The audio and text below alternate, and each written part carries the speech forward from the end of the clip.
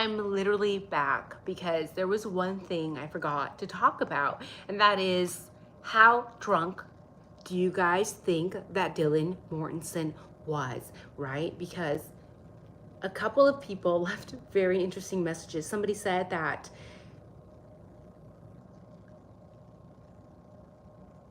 this is what they said. Hold on. Oh my God, I lost it.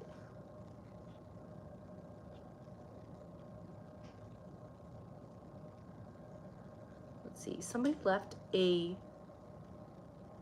video or a video comment in the previous live that we just did. And they're saying, there's no way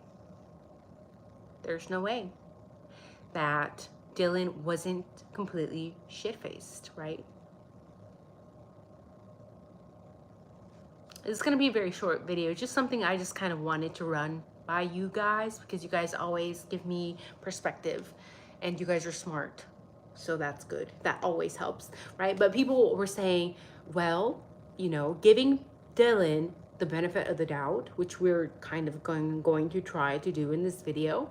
How drunk was she? Because people are pretending that Dylan and Bethany Mortensen were not at 1122 King Road when the crime was taking place. They're trying to protect them and say they were probably elsewhere, because how in the world would you know that they are passed out, somebody is passed out in the house, but you have no way to know that there was a crime that was committed unless you were not there, right?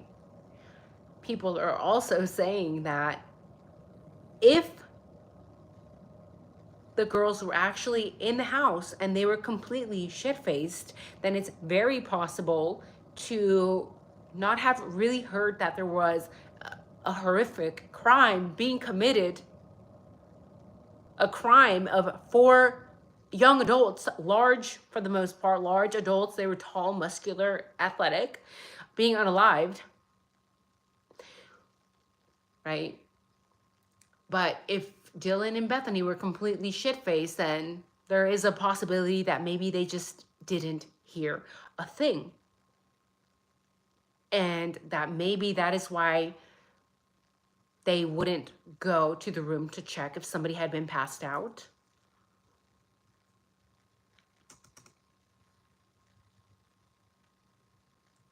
Or that there was a body blocking the door of, you know, one of the rooms.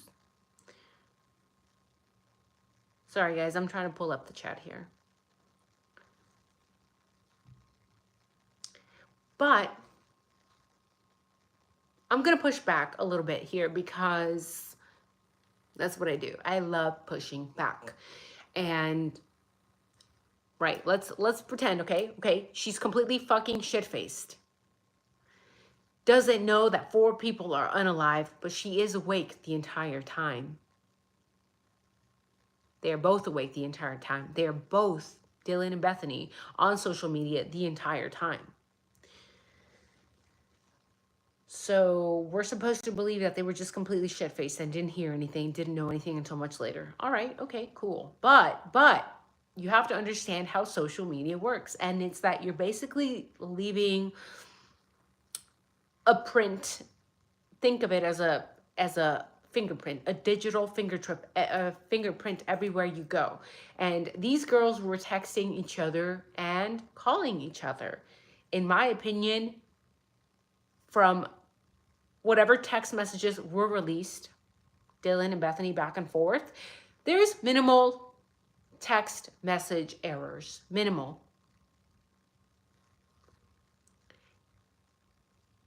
So are they just really good at texting when they're drunk? There were a couple of errors, small. Are they just very good at drunk texting? Well, Nika, maybe they use the voice, you know, you talk to Siri and it types it for you. Okay, but I'm going to go out on a limb here and say, if you're really that shit-faced as people are trying to pretend these two could have been, your speech is probably going to be slurred a little bit.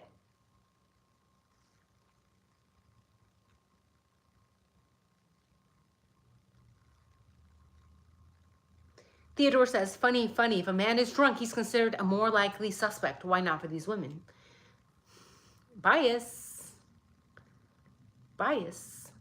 And I would personally want to know what else were they saying, texting in all of these other social media and Indeed. What were they doing? How were they texting? How drunk were they really? Can we prove how drunk they were by their messages and their conversations alone? And if people want to protect them by saying, well, it's because they were so drunk, then that is not a good way to protect the roommates. You know why? Because what the defense is going to do is that they're going to push back and they're going to say, they must have not been that drunk. Or if they were that drunk, if they were completely shit-faced, then their testimony is no longer valid. Because if you are that drunk, then how can we believe what you really saw? How can we believe what you really heard? Then that would make her statements invalid if they were completely shit-faced, right? So Denise says, why was Murphy's kennel in the car and not in the house with Murphy in it? While they were at the bar, did Jack have him and brought him back? Thanks. Fish Guy says, stick in the hat. It's like a little thingy like this. It's really hot, actually. The 3rd hour block with the no text from the 7 to 10, they're working with law enforcement. We know that when the 911 call happened. Notice you have heard not one siren in the background.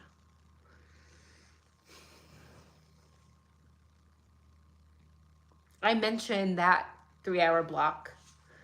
And I'm like, that's really weird. They're not texting in that 3 hour block. They both left the house and Dylan caught a ride to Bethany's hotel room. So are you suggesting that they knew what was going down?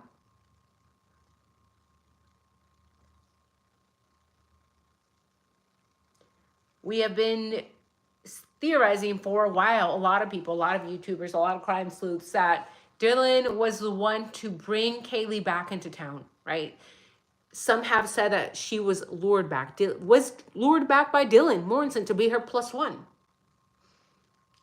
So either way, I gotta go, guys. I just wanted to run this by you before I forget, because I've been wanting to talk about how drunk was Dylan that night. Can we prove it? And if we can prove she was completely shit-faced, or if she wasn't there, then we're gonna need proof. We're gonna need pictures. We're gonna need something to prove that they were not there. But again, you can't just go around saying she wasn't there. If it's in the PCA, if we're going by what is in the PCA, we're going by what's in the PCA, unless we have evidence otherwise. Sure, we can theorize. I want to see pictures. If she was elsewhere, I want to see pictures. And if she was not there, I want to know, did she get a heads up? Does she know? Did her and Bethany know what was about to take place at 1122 King Road? I don't know. I wasn't there. I'm just a girl. I'm just a YouTuber. So yeah, thank you guys for joining me. Let me know what you think in the chat. If you are just coming in, leave a comment for me, and then we'll talk about this in the comment section. Okay, guys? See you later. Take care.